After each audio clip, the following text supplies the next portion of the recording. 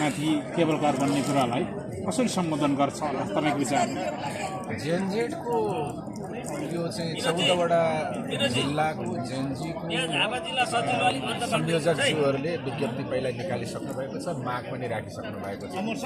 त्यही कुरालाई टेक्दै त्यही जेनजी सरकारकै के अरे जेनजीकै आन्दोलनको जगमा के अरे निर्वाचन भएर बनिएको यो सरकारले जेनजीहरूको मागलाई सम्बोधन गर्दैन भन्नेमा म विश्वस्त छैन। तसर्थ त्यो जेनजीको 14वटा जुन प्रदेश नम्बर 1 कोशी भन्न रुचाउँदैन, प्रदेश नम्बर 1 का 14वटा जिल्लाका जेनजीहरूले जुन हस्ताक्षर गरेर एउटा प्रेस विज्ञप्ति जारी गरेको छ, त्यो विज्ञप्तिलाई यो सरकारले पूर्ण रूपमा सम्बोधन गर्नेछ, यो सरकारको आँखा पुग्नेछ र त्यो विज्ञप्तिमा उल्लेख भएको अनुसार नै तत्कालै मुकुमलुङमा चाहिँ हाम्रो ऐतिहासिक स्थल मुकुमलुङमा केबल कार चाहिँ खारेज गर्नेछ। उक्त स्थानबाट चाहिँ एउटा हटको कारण जो पूर्व सरकारले जसरी सशस्त्र प्रहरीहरू पुर्यायो त्यसलाई चाहिँ फिर्ता लिएर आउनेछ भन्नेमा हामी पूर्ण विश्वस्त छौँ। यदि गरेन भने हामी त छँदैछौँ फेरि पनि सडकमै, यो सरकारसँग पनि हामी सडकमै गर्छौँ। पूर्वको तपाईँहरूले जुन विषयवस्तु उठान गर्दाखेरि चाहिँ केही कुरा गर्नुहुन्छ? यसपालिको जुन चुनाव भयो, प्रतिनिधि सभाको चुनावमा के छ, यो जति उम्मेदवारहरू जित्नुभयो उहाँहरूले यो विषयमा सम्बोधन गर्नुहुन्छ होला? लिम्बुवान भूमिबाट नै उहाँहरू जितेर जानुभएको छ। भलै उहाँहरूको पार्टीगत सैद्धान्तिक आस्थाहरू फरक हुन सक्छ, तर पनि उहाँहरू चाहिँ लिम्बुवान भूमिका पुत्र हुन्, पुत्री हुन्, लिम्बुवानकै सन्तान हुन्। तसर्थ उहाँहरूलाई ढिलो चाँडो अवश्य यो मुद्दामा सम्बोधन गर्न र यही माग र मुद्दामा उहाँहरू आउनु पर्छ र आइपुग्नुहुन्छ भन्नेमा हामी चाहिँ विश्वस्त छौँ। अब भन्ने जुन अधिवेशन हुँदैछ,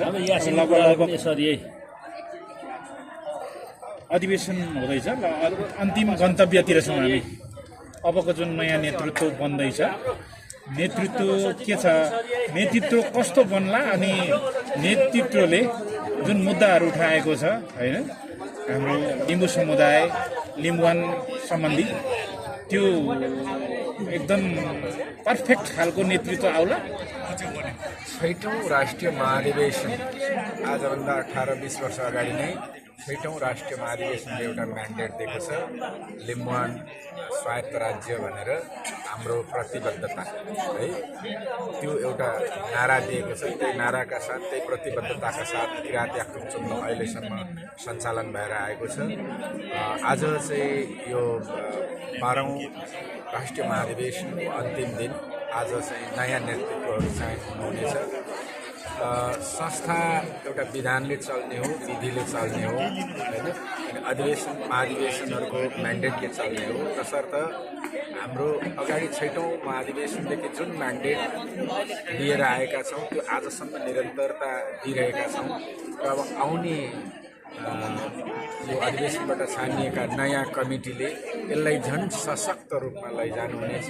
पहिलाका भन्दा खारिएका व्यक्तित्वहरू आउनुहुनेछ, पहिलाको भन्दा अझ धेरै तन मन धन वचन कर्मले उहाँहरू कर्मठ भएर आउनुहुनेछ। हामी त्यसमा चाहिँ पूर्ण विश्वस्त छौँ। Thank you sir.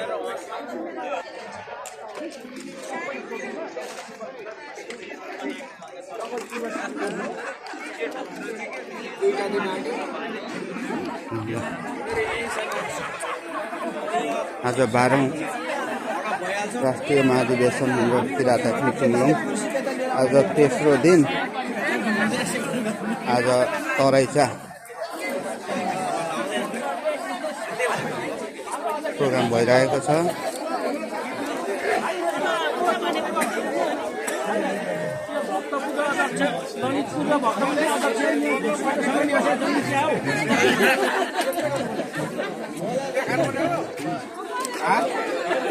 म एउटा सायरी भन्नेछु। हजुर, यो भन्नु भोगाई यो जिन्दगी भोग